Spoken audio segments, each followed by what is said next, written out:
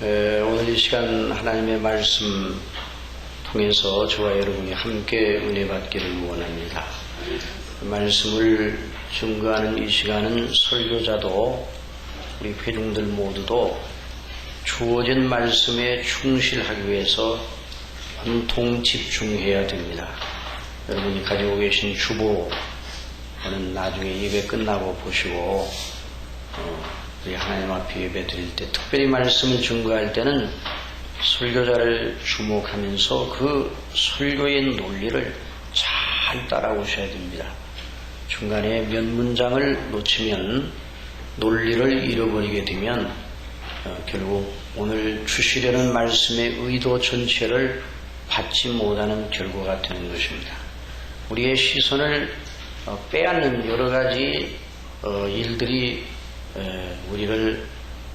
우리의 생각을 분산시키는 그런 경우들이 있습니다. 그러나 오늘 주일 하나님 앞에 예배드리고 영광을 돌리는 이 시간에는 다른 모든 것 다 내려놓고 우리와 연관된 다른 모든 건 의도적으로 끊어야 됩니다.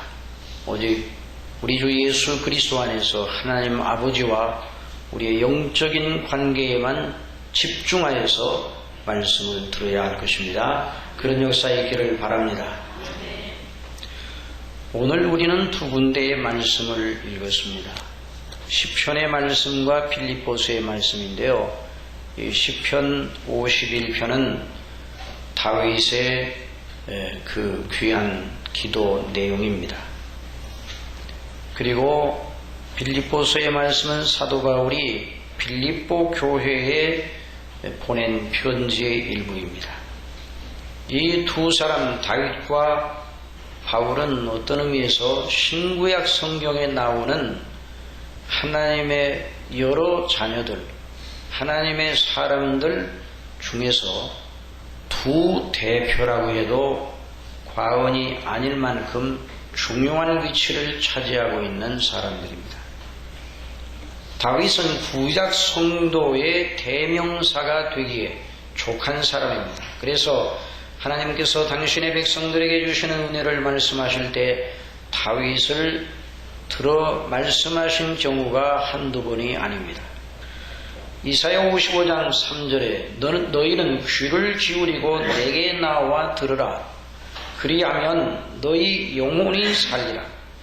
내가 너희에게 영원한 언약을 세우리니 곧 다윗에게 허락한 확실한 은혜니라. 다윗에게 허락한 확실한 은혜라. 성경을 통해서 우리에게 주시는 말씀, 그 은혜를 우리 하나님께서는 다윗에게 허락한 확실한 은혜니라. 하나님의 말씀을 들으면 이와 같은 은혜를 주신다고 약속해 주셨습니다. 저와 여러분이 오늘 다윗에게 허락하신 귀한 은혜를 받는 시간이 되기를 바랍니다. 우리 하나님께서 이런 은혜를 주시려고 오늘 말씀을 예비케 하셨다고 믿어야 할 것입니다. 내가 그를 만민에게 증거로 세웠고 만민의 인도자와 명령자를 삼았었다고 우리 하나님께서 이사야 선지를 통해서 말씀해 주셨습니다. 그럼 이 사도 바울은 어떤 인물인가? 사도 바울은 신약 성도의 표상이라고 할 만한 사람입니다. 모든 사도들이 다 동일한 주님의 종들이었지만 주님께서 복음의 영광을 광포하시고 해설하고 적용하는 일에 가장 크게 쓰신 사람이 누구냐? 그렇게 말하면 사도 바울이라고 대답할 수 있을 것입니다. 신약 성경의 27권 책 중에서 13권의 책이 사도 바울의 것입니다. 물론 그 사람 자신의 철학이나 교훈이나 생각을 기록한 것이 아니라 성령께서 그를 감동하셔서 이 거룩한 말씀을 증거하고 기록하게 하신 것입니다.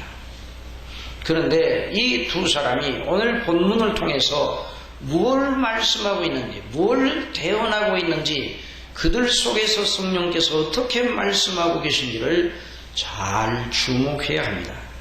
다윗은 이렇게 하나님 앞에 기도드렸습니다. 하나님이여, 나의 구원의 하나님이여, 피 흘린 죄에서 나를 건지소서. 내 혀가 주의 의를 높이 노래하리이다.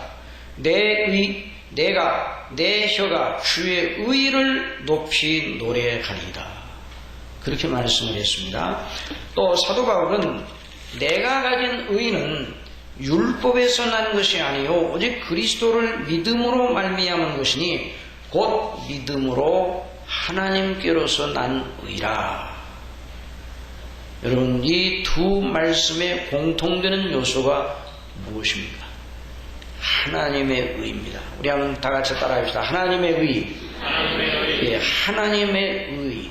그것을 이 다윗도 또 바울도 함께 말하고 있습니다. 다윗은 시편에서 하나님의 일을 노래하겠다고 말하고, 노래한다는 것은 늘 묵상하면서 늘 그것을 생활 속에서 드러내고 증거하고 나타낸다는 말입니다. 그래서 누가 무슨 소리를 자주 하게 되면 참 그 사람 그걸 노래하지, 노래 부르듯이 해 그럽니다. 그런데 다윗은 자기의 삶의 순례길 속에서 늘 하나님의 의를 노래하겠다고 하나님 앞에 이렇게 기도를 드립니다. 그런 은혜를 주십사고 기도하고 있습니다. 또 바울은 빌립보서에서 내가 가진 의는 믿음으로 말미암아 하나님께로서 난 의라 그렇게 말씀했어요. 그래서 오늘 하나님의 자녀의 표지를 알아보는데 결론적으로 먼저 말씀드리면 하나님의 자녀, 저와 여러분이 구원받은 하나님의 자녀요, 영원한 하나님 나라를 기업으로 물려받은 사람이요, 성령의 거듭나게 하심을 따라 정말 참된 예수님 믿는 믿음을 가지고 있다면 하나님의 의를 노래하는 사람이 되어야 합니다. 그런 씨가 그 심령 속에 반드시 있게 되어 있습니다. 만일 그것이 없다면 하나님의 자녀가 아닙니다. 그러니 이 귀한 하나님의 진리의 말씀을 잘 듣도록 성령께서 저와 여러분에게 은혜를 주시기를 원합니다. 그래서 이 논리를 잘 따라와야 돼요. 이 좀 어려운 주제입니다. 이 하나님의 의라는 말 자체가 그렇게 쉽지 아니하는 말입니다. 자, 그런데 여기서 우리가 주목해야 될 것은 둘 다 사도 바울이나 다윗 둘 다 단순하게 하나님의 의를 높이고 노래하겠습니다 이렇게 말하지 않고 있다는 것을 잘 유념해야 됩니다. 다 자신들의 실상을 의식하면서 자기가 누구인지를 의식하면서 하나님의 의를 말하고 있어. 여러분, 믿음이라고 하는 것은 하나님이 계시고 믿는, 하나님을 믿는 저와 여러분이 있는 겁니다. 믿음은 그냥 이 관념이 아니에요. 관념이 아니에요. 우리가 믿고 섬기는 하나님, 그리고 그 하나님을 믿는 우리의 인격, 하나님과 우리 사이의 인격적 관계인 것입니다. 그러니까 내가 주의 의를 노래하겠습니다 이 말을 할 때 그냥 주의 의를 높이겠습니다 이렇게 말하지 아니하고 자신들의 실상을 의식하면서 그렇게 말하고 있습니다. 하나님이여 나의 구원의 하나님이여 피 흘린 죄에서 나를 건지소서. 내 혀가 주의 의를 높이 노래하겠네. 사도 바울은 내가 가진 의는 율법에서 난 것이 아니요 그랬어요. 자, 내가 가진 의는 율법에서 난 것이 아니라는 이 말이 자기 자신의 실상을 들여다보면서 하는 소리예요. 내가 가진 의는 율법에서 난 것이 아니요 오직 그리스도를 믿음으로 말미암은 것이니 곧 믿음으로 하나님께로서 난 의라. 사도 바울은 로마서 1장 17절에서 복음에는 하나님의 의가 나타났다 그렇게 말씀을 하고 있습니다. 그래서 이 사도 바울은 자기의 영적인 실상을 바라보면서 아울러 주님을 바라보면서 내가 가진 의는 믿음으로 말미암아 그리스도를 믿음으로 말미암아 하나님께로서 난 의라. 그렇게 말하고 있어요. 다시 말하면 둘 다, 다윗도 바울 사도도 하나님 앞에서 스스로 서는 그런 입장에 있다면 자기는 아무것도 아니라, 나는 하나님 앞에 정말 아무것도 아닌 죄인에 불과합니다. 그렇게 말하고 있는 것입니다. 다윗은 피 흘린 죄에서 나를 건지소서. 나는 피 흘린 죄를 지은 죄인입니다. 그 말이에요. 사도 바울은 내가 이제까지 자랑하고 유익하게 여겼고 의지할 만하다고 생각하던 나의 모든 의가 하나님 앞에 아무것도 아니라는 것을 알게 되었습니다. 전에 내게 유익하던 모든 것 무엇이든지 해로 여깁니다. 내가 모든 걸 잃어버리고 배설물로 여깁니다. 그렇게 말하고 있어요. 둘 다, 다윗과 바울 둘 다 자기는 하나님 앞에 스스로 내어놓을 것, 하나님 앞에 제출할 의가 하나도 없이 오직 죄만 있나이다. 이렇게 말하고 있어요. 여러분이 다윗과 바울의 이야기를 하고 있는 것이 아닙니다. 여러분이 이 말씀을 들으면서 바로 저게 나다 라는 공감을 하지 않는다면 여러분이 하나님의 자녀인지 아닌지 확실히 몰라요. 아니, 하나님의 자녀가 아닙니다.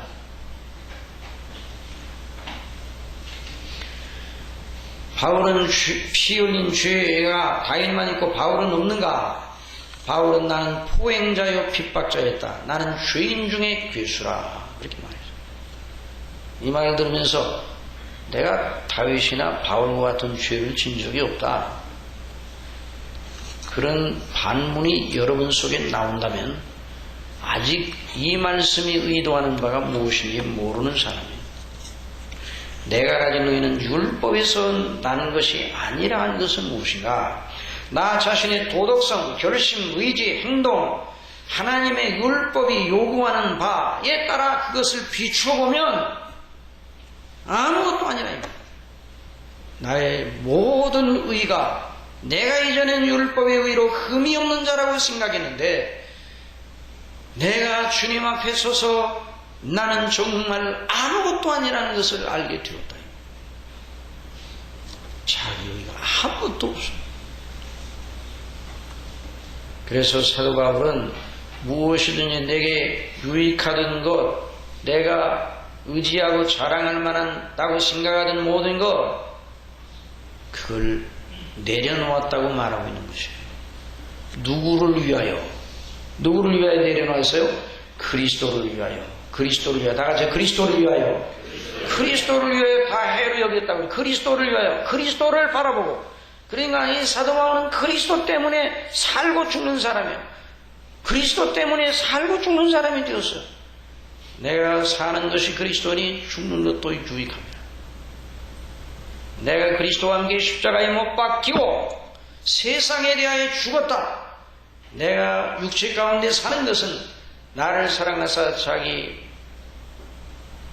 몸을 버리신 하나님의 아들을 믿는 믿음 안에서 사는 것이라. 그렇게 말씀하셨어요. 하나님의 아들을 믿는 믿음 안에서 사는 것이라. 배설물로 여긴다. 그래서 배설물.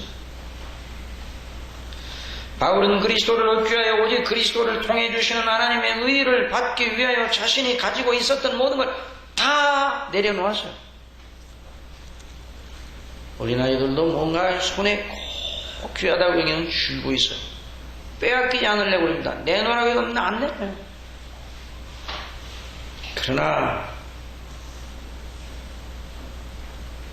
자기가 쥐고 있는 것보다 더 좋다, 더 아주 좋은 것을 그 눈앞에다 놓으면서 이거 받으라 그러면 그걸 턱 놓고 그걸 붙잡습니다. 바울은 그와 같은 모양으로 말하고 있는 거예요. 내가 유익하다고 하여 내가 꼭 붙잡고 있던 하나님을 알기 전에, 그리스도를 알기 전에 꼭 붙잡고 있던 그것을 그리스도를 보고 그리스도를 아는 지식을 알고 그리스도를 얻기 위하여 돕고 그리스도 안에 자기 자신을 발견하기를 원하였다. 그리스도를 아는 지식이 가장 고상하다. 곧 내가 가진 의는 내 자신의 육체로 내 자신의 힘으로 율법을 지켜 하나님 앞에 쌓은 그런 것이 아니라 내가 가진 의는 그리스도를 믿음으로 말미암아 하나님께로서 난 의, 하나님께서 주신 의라, 그런 말입니다. 자, 이것을 우리가 잘 주목을 해야 돼요. 다윗은 이전에 전심으로 하나님을 경외하는 사람이었어요. 그래서 왕들, 역대 왕들에 대한 기록을 보면 성경의 역대 왕들에 대한 기록으로 이래서 다윗에게 비추어 저는 다윗과 같이 아니하였다 그래서 그 마음에 전심으로 하나님을 경외하며 하나님의 율례의 법도를 지키려고 애썼던 다윗과 같지 않아.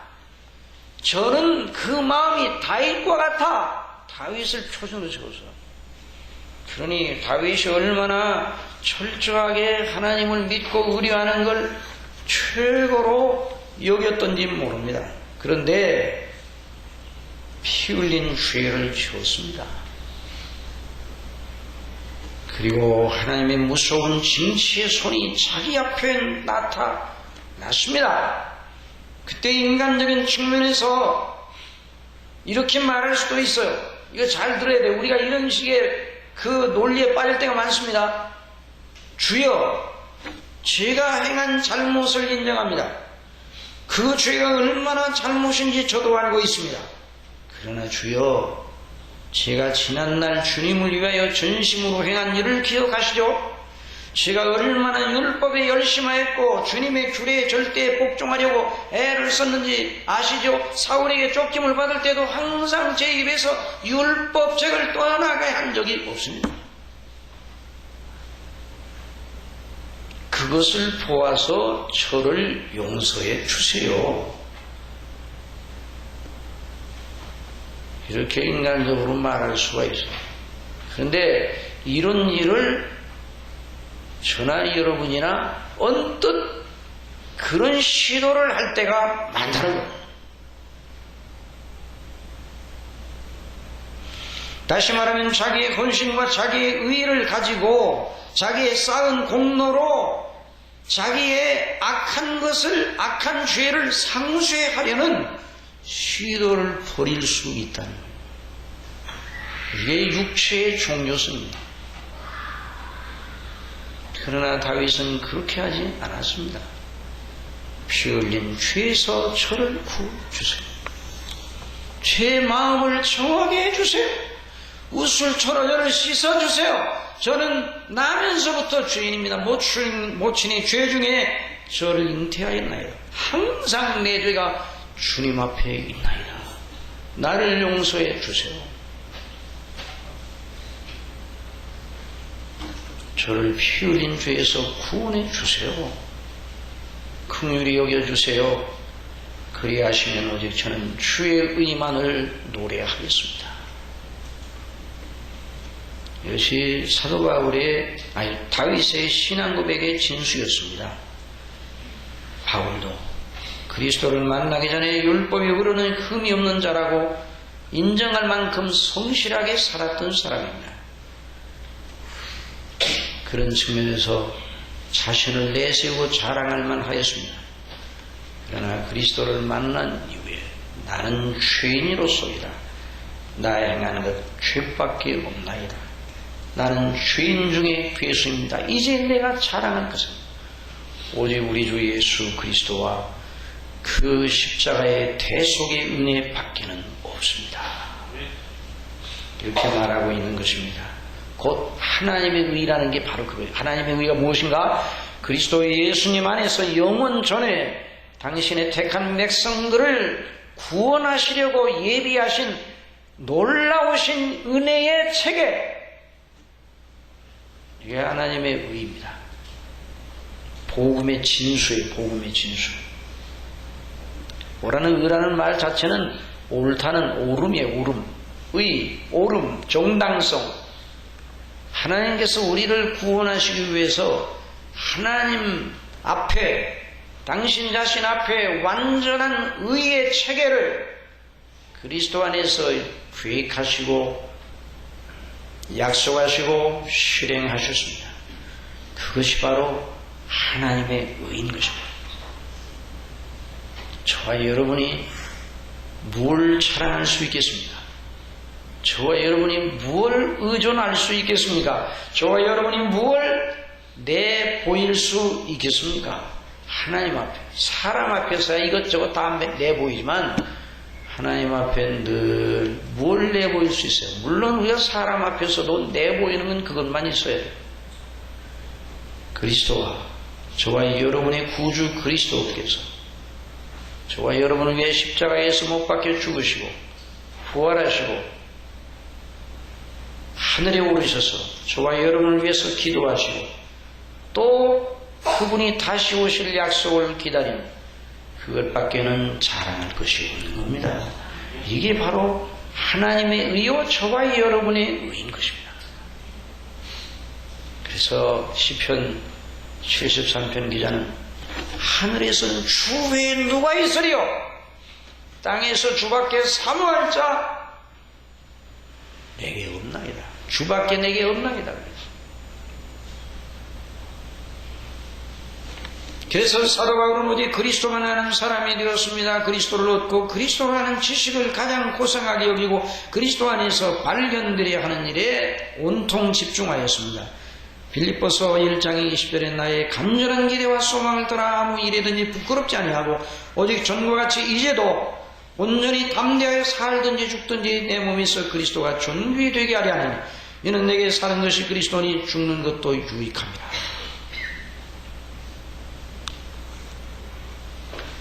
그러면 사랑하시는 여러분, 그러면 여러분의 마음속에 이런 생각이 들어올 수도 있어요. 그야 다윗이나 바울은 높은 경지의 믿음을 높은 믿음의 경지에 들어갔기 때문에 그렇게 말하는 것이지 우리는 아직도 멀었기 때문에 그 말이 무엇인지 이해하지 못하겠습니다.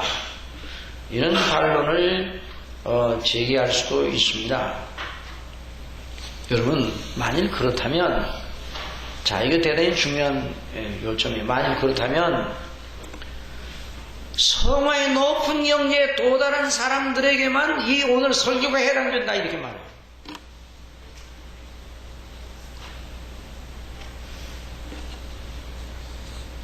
저나 여러분이나 다윗이나 바울이 다다랐던 그 성화의 높은 경지에는 아직 이르지 못하였기 때문에. 모르겠어요. 여러분 중에 나는 거의 거기에 도달했다 그렇게 생각하는 분이 있을지 모르겠어요. 그러나 정말 우리는 아닙니다. 다 연약합니다.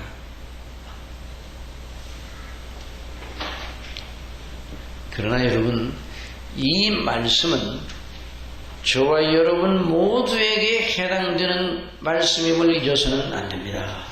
하나님의 자녀가 오늘 예수님을 믿고 구원을 오늘 받은 사람들에게도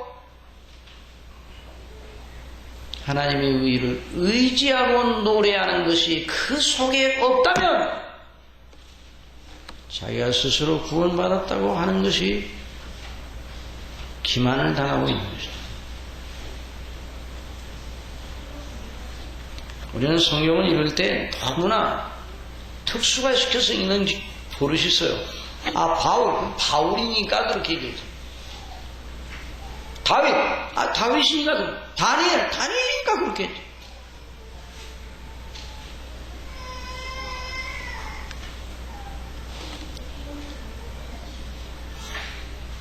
그러나 이 성경은 모든 하나님의 백성들을 향하신 하나님의 말씀임을 잊어서는 안 되는 것이에요. 자, 한번 잘 들어보시기 바랍니다. 고린도전서 1장 26절 이하에 제가 읽어드릴 테니까 잘 들어보세요. 형제들아, 너희를 부르심을 보라. 육체를 따라 지있는 자가 많지 아니하며 능한 자가 많지 아니하며 문벌 좋은 자가 많지 아니하도다. 그러나 하나님께서 세상에 미련한 것들을 택하사 지있는 자들을 부끄럽게 하려 하시고 세상에 약한 것들을 택하사 강한 것들을 부끄럽게 하려 하시고, 지금 일반 성도들을 두고 하는 소리예요. 그러나 여러분을 향하여 지금도 말씀하고 계십니다. 하나님께서 세상에 전한 것들과 멸시받는 것들과 없는 것들을 택하사 있는 것들을 표하려 하시나니 이는 아무 육체라도 하나님 앞에서 자랑하지 못하게 하려 하십니다. 너희는 하나님께로부터 나서 그리스도 예수 안에 있고, 사도 바울이나 다윗이나 이 특수한 어떤 경지에 올라있는 사람만 너희라고 말하지 아니하고 일반 모든 예수 그리스도를 믿는 사람, 오늘이라도 예수 그리스도를 정말 믿는 사람, 그 다 해당이 되는 거예요. 너희는 하나님께로서 나서 그리스도 예수 안에 있고, 예수는 하나님께로서 나와서 우리에게 지혜와 의로움과 거룩함과 구속함이 되셨으니 기록된 바 자랑하는 자는 주 안에서 자랑하라 함과 같게 하려 함이니라. 한번 따라해 봅시다. 그리스도는 우리에게 있어서 지혜와 의로움과 거룩함과 구속함이에요. 저와 여러분이 하나님 앞에 있는 저와 여러분의 전부가 그리스도십니다.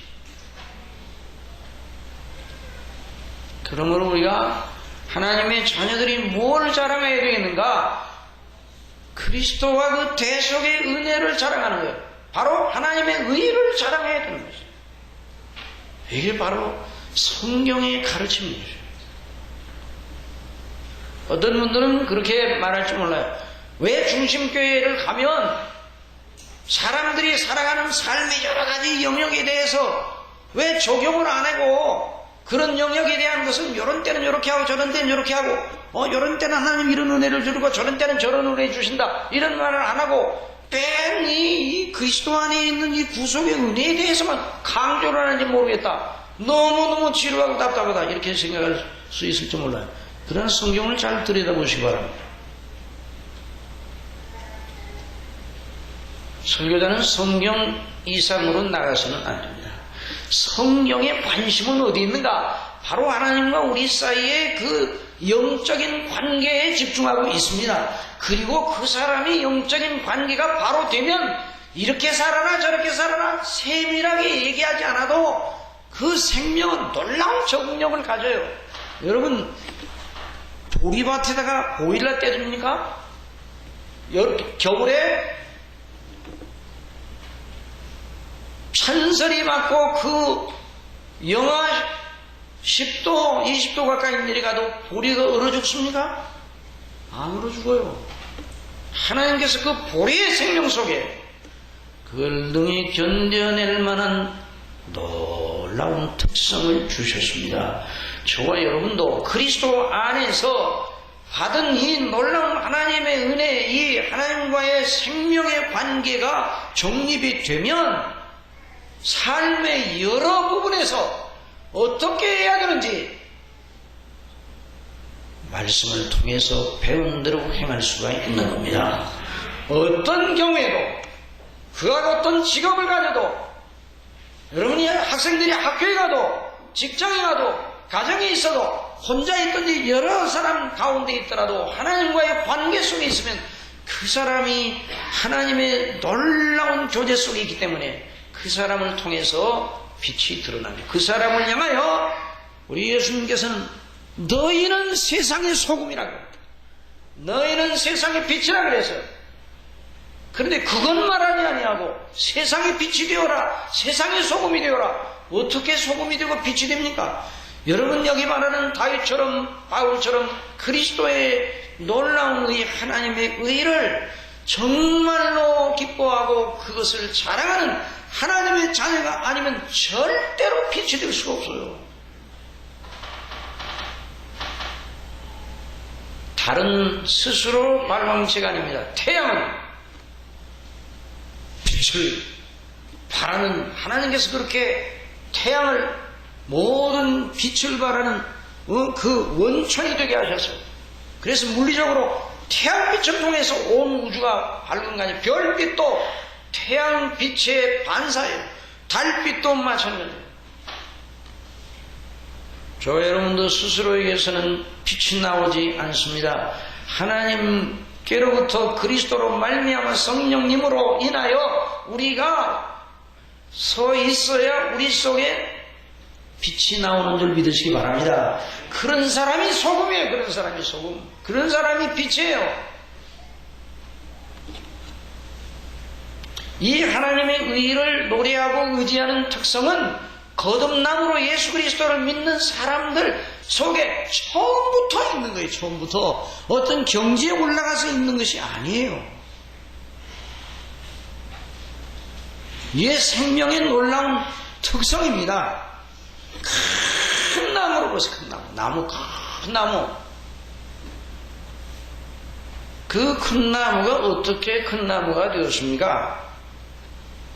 처음에 씨앗이요.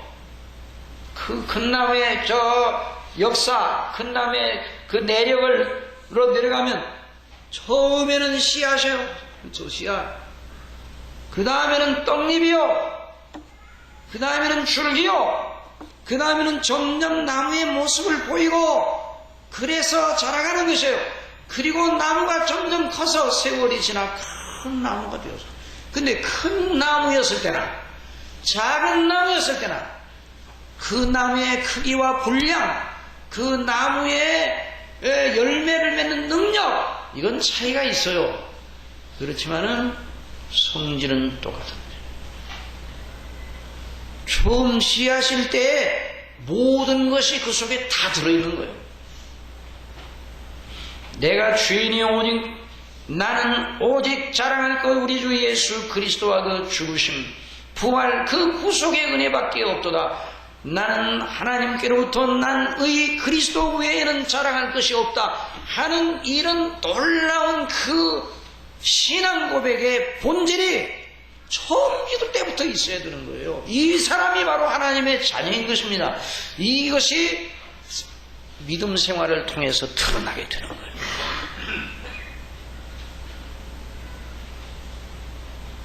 처음 예수님을 영접하면 죄의 용서, 죄 사함을 주십니다.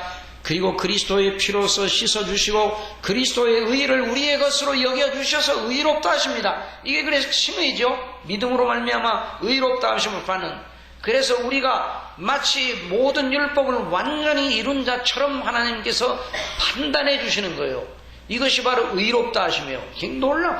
이게 성경에 나오는 이 복음에 하나님께서 우리에게 행하신 일이 너무 영광스러워. 이 의롭다함의 비밀을 진실로 깨닫게 될 때에야 비로소 믿음의 자유함이 무엇인가를 알게 되는 거예요. 그러니까 어떻게 살아야 성공적인 삶을 사느냐, 어떻게 살아야 이 세상에 좀 풍성하게 잘 사느냐, 뭐 이런 거 가르쳐주는 데가 이 교회가 아니에요.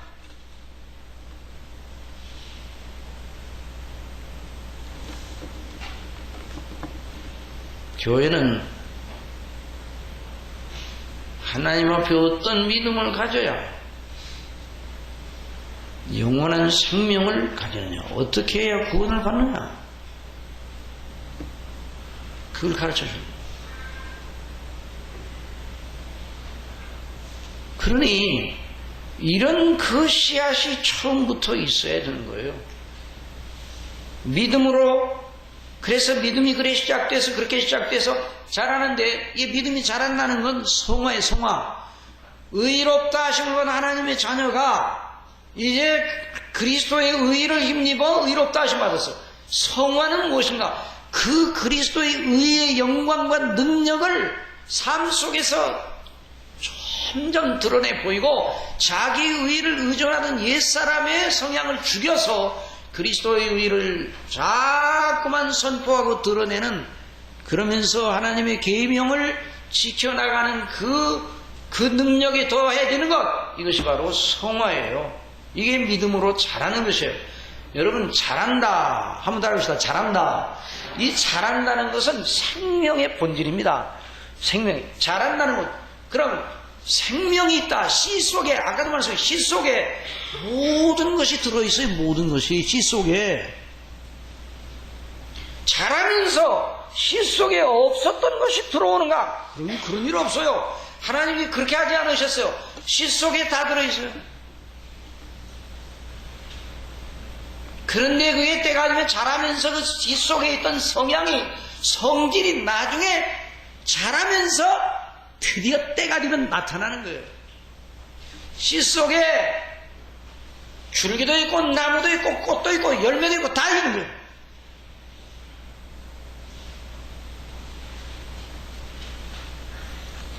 그러니 사도 바울이나 다윗이 그렇게 말했다고 해서 사도 바울이나 다윗에게만 해당되는 어떤 경지에 올라있는 사람들만 하나님의 의를 노래하는 것이 아니라 처음 예수님 믿을 때부터 그래야 되는 거죠. 그렇게 어떻게 해서 그렇게 되는가? 이건 좀 이따 말씀드릴게요. 제가 어느 신학자의 생애를 기록한 책을 보았습니다. 그런데 그 신학자의 초기, 중기, 말기 신학의 색깔이 전혀 달라요. 자, 제가 말씀드린 이 신학자를 여러분도 한번 판단해 보시기 바랍니다. 그 신학자의 생애가 있는데 초기의 신학과 중기의 신학과 말기의 신학이 색깔이 달라요.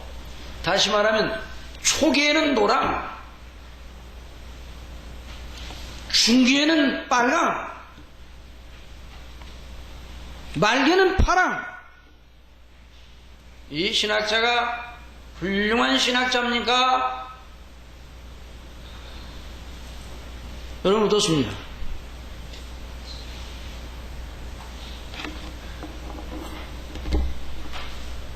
색깔이 여리다가 점점 진하여지고 강해지는 그런 초기, 중기, 말기가 점점점 강해지고 더 선명해지는 그런 것이 아니라 한 색깔인데 옅었다가 점점 진해지고 강해지고 선명해지고 그런 것이 아니라 아예 색깔이 달라요. 저는 그 책을 보면서 그 신학자에 대해 이런 결론을 내렸습니다.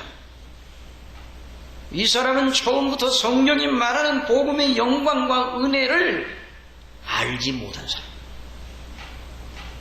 그 속에 씨가 없었다. 이 사람은 철학적 사고를 버리고 그 도구와 철학적 사고를 버리지 못하고 그 도구와 틀 속에서 성경을 이해하려고 접근한 사람입니다. 그래서 이 사람을 추종하는, 이 신학자를 추종하는 사람이 굉장히 많습니다.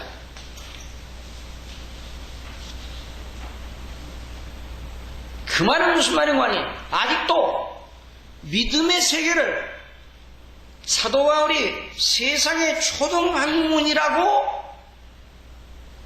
단정지어 말했던 철학적 방법을 가지고 믿음의 세계를 접근하려는 사람들이 그렇게 많다는 거예요.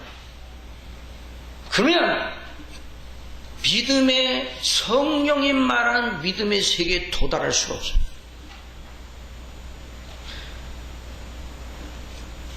교회사에 그런 시도를 많이 했어요. 중세가 바로 그런 시대 아니에요? 중세교회가 철학과 신학을 조화시키려고.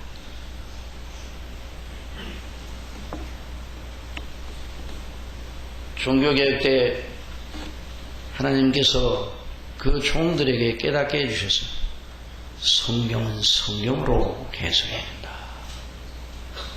하나님의 말씀을 바르게 해석하는 일은 하나님의 말씀으로밖에는 안 되는 거예요. 이 말은 하나님의 말씀은 성령의 감동 아래 되어진 것이기 때문에, 하나님의 성령의 감동으로 된 것이기 때문에 하나님의 말씀인데, 이 말씀을 바르게 이해하기 위해서는 성령의 감동하심이 있어야 된다는 말입니다. 그런데 그 성령의 감동하심이 어떻게 나타나는가? 기록된 말씀을 통해서 성령께 역사하시니까 성령으로 성경을 이해하는 거예요.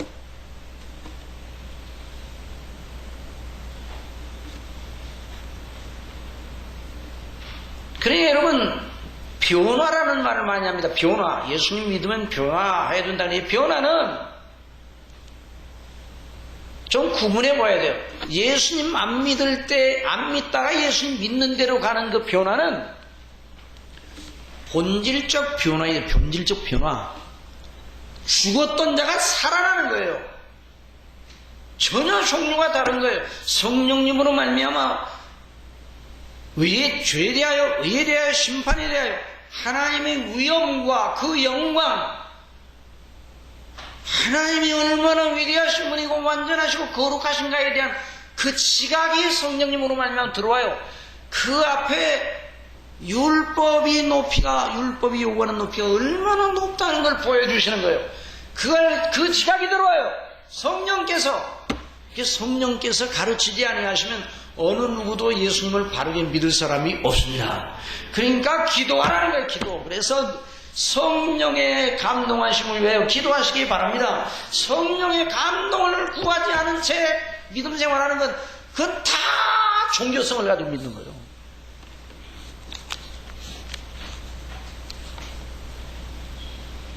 그 예수님을 믿고 하나님의 의를, 자기 의를 버리고 하나님의 의, 그리스도 안에 있는 하나님의 의를 붙잡는 사람 누군가? 성령님의 가르치심, 성령님의 기름 부으심을 통해서 배워야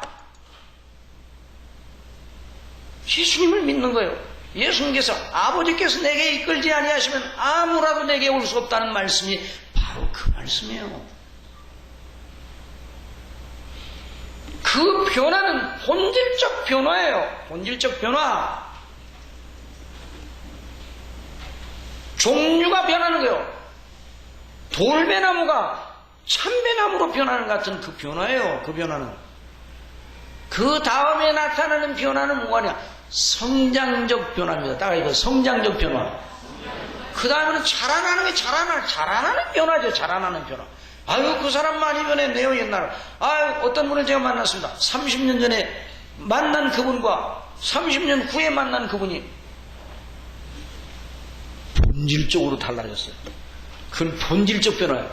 그때는 예수님이 없었으나 예수님이 있어요. 그런데 어떤 사람은 예수님 믿는 어떤 분을 오래전에 배웠는데 그 다음에 배웠더니 많이 달라졌어요. 그것은 성장하는 것입니다. 성장. 이 구분으로 해야 되는 거예요. 그러니까 하나님의 위엄을 알고 하나님을 아는 지식, 그리스도를 아는 지식을 알고 자기 자신이 누군가를 아는 지식. 잘못 알겠습니다. 하나님을 아는 지식, 그리스도를 아는 지식, 나를 아는 지식. 이게 각각이 아니에요. 세 가지가 아니에요. 성령께서 가르쳐 주시는 한 놀라운 진리를 아는 지식입니다.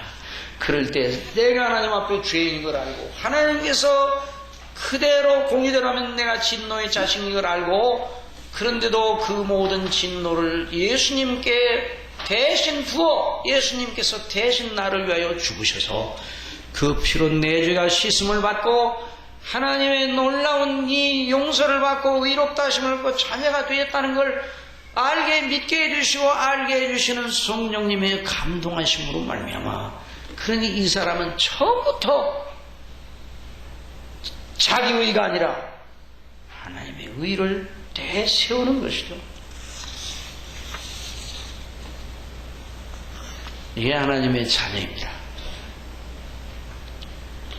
만일 이런 것이 없다면 열심히 자기 의를 세우려고 자기 의를 세워 힘써 행하는 거예요. 모든 자기의 믿음 생활 전체를 전부 다 공력을 쌓느라고 지금 탑을 쌓고 있어요. 탑을 계속 자기 위에 탑을 쌓고 있는 거예요. 그 사람. 그러나 하나님의 의를 의지하는 사람, 그리스도 안에 있는 이 대속의 은혜를 의지하는 사람은 헌신을 하고 열심을 다하고 다 수고를 해도 나중에 그 사람이 뭐라고 말하는가?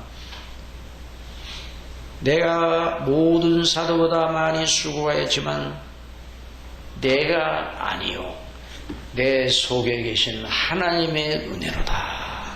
하나님의 은혜라는 걸 알아요. 왜냐하면 내가 본래 그럴 사람이 아니에요. 내가 무슨 선한 열매가 맺었다면 그건 내게서 나온 것이 아니다. 하나님께로 나온 거예요.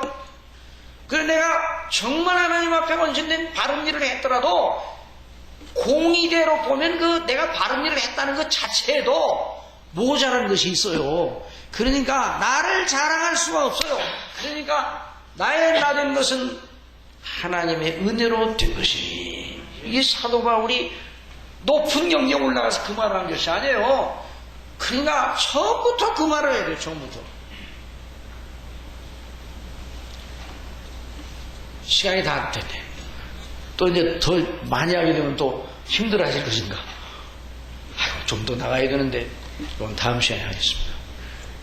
히스기야가 오늘 아침에도 이제 우리 히스기야를 우리 새벽 시간에 이제 부모님 통해서 들었는데, 그 히스기야, 이사야에 나오는 히스기야가 하나님을 잘 믿는 하나님의 자녀인간 틀림없어요. 그런데 히스기야가 이런 면에서 실조가 넘어졌어요. 자, 이런 걸 통해 우리에게 무슨 교훈을 주는가? 여기까지 준비를 해왔는데 시간이 많이 지나가서 자, 여기 마치겠습니다. 자, 결론 다시 한번 이제 정돈합시다. 우리 하나님의 모든 자녀들, 하나님의 놀라운 구원을 받고 영생을 얻은 자녀들은 늘 누구의 의를 노래한다고요? 그리스도의 의, 하나님의 의를 노래하는 것입니다. 그리스도가 그 대속의 십자가의 대속의 은혜, 그 피의 효력, 그리스도가 우리를 위하여 행하신 그 일 속에 자기 자신을 넣고 그것만 자랑하는 사람입니다. 그가 자기 몸을 불사르게 내어준다 할지라도 그걸 자랑하지 않고 그리스도만 자랑하는 사람입니다. 이런 씨앗이 있는 사람은 하나님의 자녀입니다. 그런 씨앗이 없으면 아직 아닙니다. 기도하겠습니다. 사랑하시는 아버지 하나님, 저희들을 어떻게 우리 아버지께서 사랑하시고 어떻게 택하시고 어떻게 그리스도 안에서 구속하시고 어떻게 성령님으로 말미암아 거듭나게 하셔서 믿음으로 말미암아 하나님의 자녀가 되게 해주셨는지요. 우리 오늘 하나님의 말씀을 통해 저희들이 우리 하나님 아버지께서 주시는 받는 모든 하나님의 자녀들이 처음부터 그 믿음 속에 우리의 아버지께로부터 온 그리스도 안에 있는 의, 오직 주의 의만 노래하고 의지하는 존재로 처음부터 지으셨다는 걸 오늘 들었습니다. 아버지는 우리 사랑하는 모든 성도님들 하나님의 자녀라면 이 의를 노래하고 자랑하게 하여 주옵소서. 아직도 이 씨앗이 없는 죽어있는 사람이 여기 있습니까? 아버지 하나님 긍휼을 베풀어 주셔서 거듭나게 하여 주시옵소서. 그래서 이 비밀이 무엇인가를 깨닫게 하여 주옵소서. 예수님의 이름으로 기도드리옵나이다. 아멘. 찬송 450장